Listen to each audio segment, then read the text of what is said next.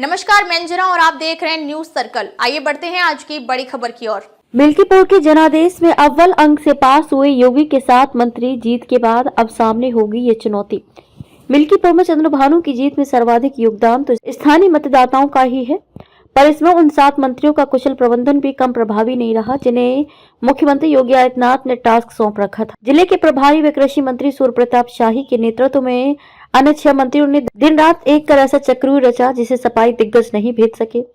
मिल्कीपुर की जनता ने भाजपा प्रत्याशी चंद्रभानु पासवान को ही सिर माथे पर नहीं बिठाया, अपने जनादेश से योगी सरकार के 7 मंत्रियों को भी अव्वल अंकों से पास कर दिया है।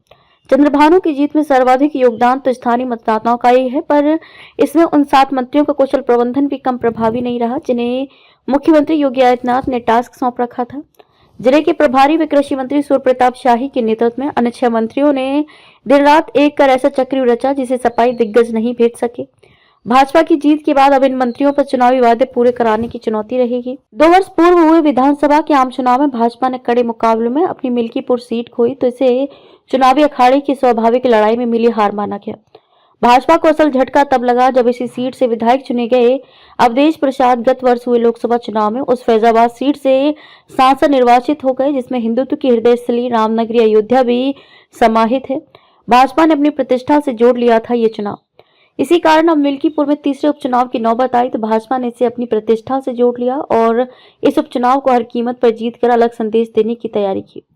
वैसे तो भाजपा ने उपचुनाव वाले उत्तर प्रदेश की सभी 10 सीटों पर विजय की रणनीति तैयार की थी और मुख्यमंत्री योगी आदित्यनाथ सहित दोनों उप मुख्यमंत्रियों को इसकी जिम्मेदारी सौंपी थी, लेकिन मिल्कीपुर के लिए अलग से जीत का खाका खींचा गया। कतिपय कारणों से मिल्कीपुर विधानसभा क्षेत्र के उपचुनाव में देरी भले हुई, पर पार्टी की कोर कमेटी के टास्क को पूरा करने के लिए सीएम योगी आदित्यनाथ पूरी तन्मयता से जुटे रहे। मुख्यमंत्री ने अयोध्या जिले के प्रभारी व कृषि मंत्री सूर्य प्रताप शाही के नेतृत्व में अपने 6 अन्य सहयोगियों को भी मिल्कीपुर उपचुनाव में भाजपा की जीत की रणनीति तैयार करने का जिम्मा सौंप रखा था। जिन मंत्रियों को मिल्कीपुर चुनाव का प्रभार दिया गया था उनमें जल शक्ति मंत्री स्वतंत्र देव सिंह, सहकारिता मंत्री जेपीएस राठौर, जौनपुर से विधायक व खेल मंत्री गिरीश चंद्र यादव, आयुष मंत्री दयाशंकर मिश्र दयालु, फैजाबाद संसदीय क्षेत्र की दरियाबाद विधानसभा क्षेत्र के विधायक व प्रदेश के खाद्य एवं रसद मंत्री सतीश चंद्र शर्मा, अमेठी के तिलोई से विधायक व चिकित्सा शिक्षा मंत्री मयंकेश्वर शरण सिंह शामिल रहे। इन मंत्रियों ने योगी के मंत्र को आत्मसात कर विधानसभा क्षेत्र के तीनों ब्लॉकों के लगभग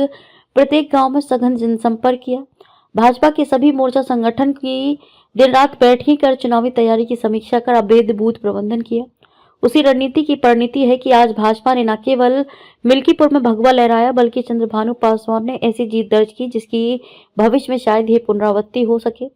जीत की पटकथा लिख गए थे योगी के मंत्री। चंद्रभानु पासवान की ऐतिहासिक जीत की पटकथा मुख्यमंत्री योगी आदित्यनाथ ने गत सितंबर माह में ही तब लिख दी थी जब उन्होंने गत वर्ष 20 सितंबर को मिल्कीपुर में पहली चुनावी जनसभा की थी।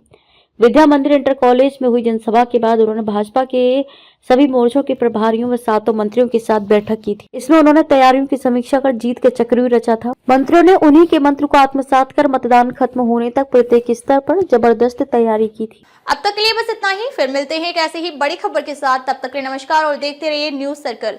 अगर आपको वीडियो पसंद आई हो तो लाइक करें व शेयर करें। ऐसे लेटेस्ट अपडेट पाने के लिए बेल आइकन प्रेस करना ना भूलें। अगर आप हमें फेसबुक या फिर इंस्टा के माध्यम से देख रहे हैं तो हमारे पेज को फॉलो जरूर करें। धन्यवाद।